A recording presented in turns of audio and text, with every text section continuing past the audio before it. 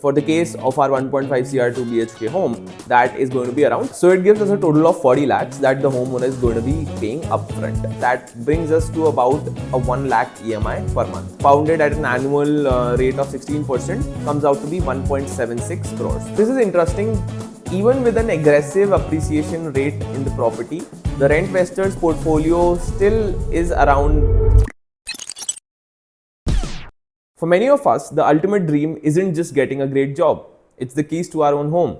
It's a symbol of stability, of having made it. But what if I told you that in a city like Bangalore, for a young professional, the single smartest financial decision would probably be to never actually buy the home that you want to live in? It sounds crazy and counterintuitive, but I've tried to reduce the noise and focus on the numbers. For the purpose of this video, we'll try to create a financial model from scratch. We'll take a conservative case and we'll also take an aggressive case in terms of the growth in the property that you buy. And we're going to run the numbers on both the cases to see how the math changes. So by the end, you'll know exactly what you will be betting on if you choose to buy, or the other case where you are renting out. Okay, so before we dive into a single number, let's be clear about our assumptions. Like every good model will need its set of assumptions and we'll be transparent about ours. So let's go through them. First assumption is the property value. We'll use a realistic value of around 1.5 crores for a 2 BHK 1200 square feet house in let's say Bengaluru or Mahadevpura. This is sort of like an average price that I could find online.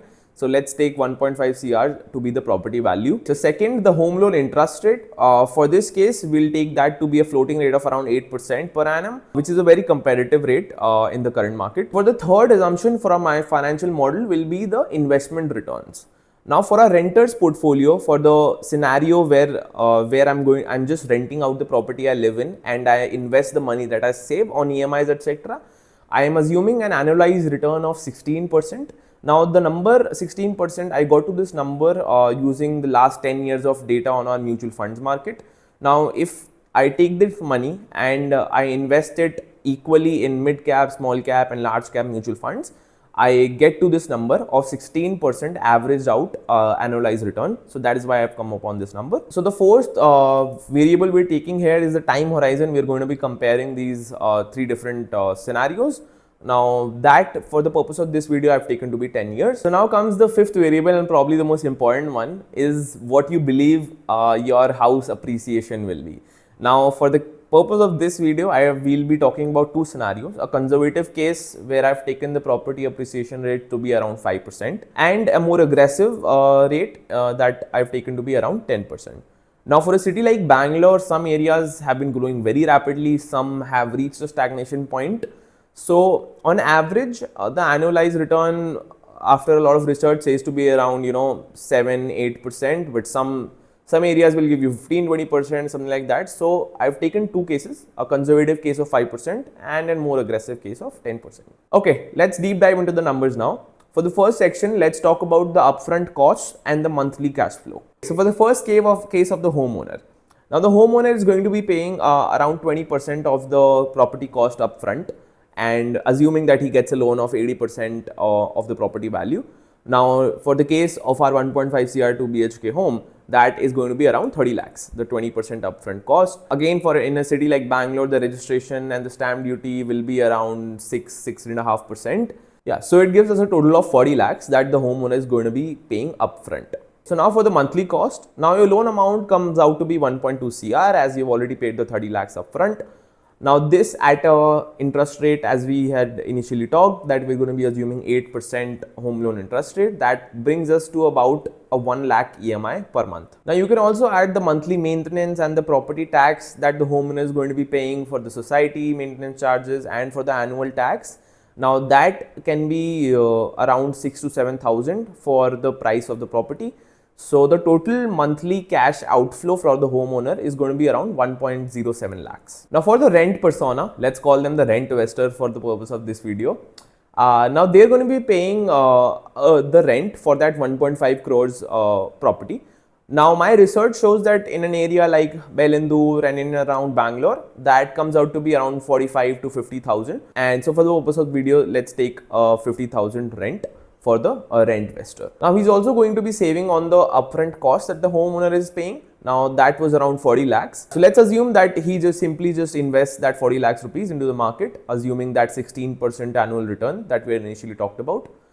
Now comes the monthly difference that the homeowner and the rent investor has. Now the homeowner was paying out a total of 1.07 lakhs in a month, and the rent investor is paying around 50,000 per month. Now the rent investor is saving around 57,000 per month as cash outflow. So the rent investor invests that difference of 57,000 rupees again into the markets as a mutual fund or as direct equities. Okay, so let's come to the big numbers. Let's go to the 10-year showdown between these two personas. Okay, so to keep this model grounded, we are holding a few key variables constant. We are assuming no aggressive EMI prepayments from your annual bonuses and no yearly step-ups in your SIP contributions. Also, to keep the math clean over a 10-year horizon, we are keeping your income, rent and EMIs completely flat. In the real world, Bengaluru rent will go up, but we are assuming your annual salary hikes will directly offset those rent increases, allowing your monthly investment capacity to stay perfectly stable. Okay, so 10 years have passed. Let's calculate the net worth of both the individuals for the conservative and the aggressive appreciation rates. Okay, so coming to the rent investor's net worth. Now the first part of this net worth will be the lump sum investment that he did initially of the 40 lakhs.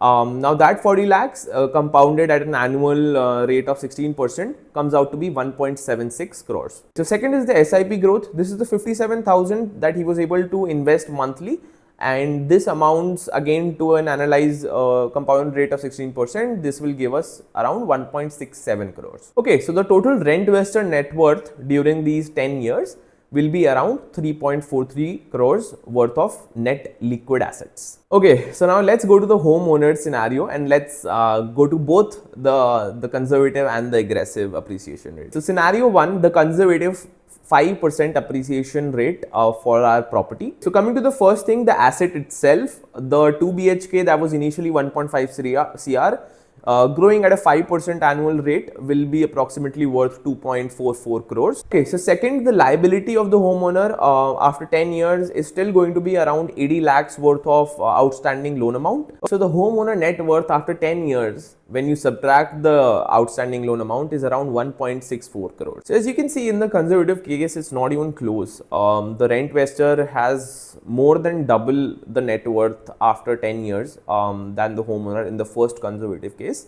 Now let's look at the numbers at the more aggressive case. Okay, so in this case, the asset itself, the 1.5 CR worth property will grow to around 3.9 crores at an annual appreciation rate of 10%. Now second, the liability remains the same in this case as well. It's around 80 lakhs worth of outstanding loan amount. So the homeowner net worth in this case, when you subtract the liability, comes out to be around 3.1 crores. Okay, so now this is interesting. Even with an aggressive appreciation rate in the property, the rent investor's portfolio still is around 30 to 40 lakhs more than the person with the home, even with an aggressive property appreciation rate. Okay, so let's put all three outcomes on the screen.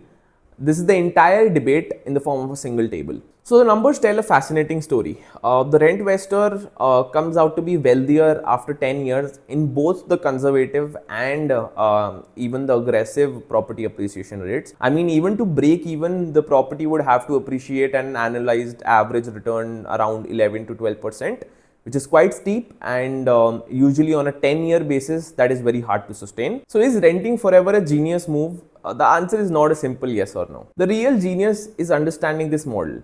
It's not about emotion versus logic. It's a bet on whether you believe that the real estate market will consistently outperform a diversified investment portfolio. Now, an important point to consider here is that a home provides emotional security for a lot of people.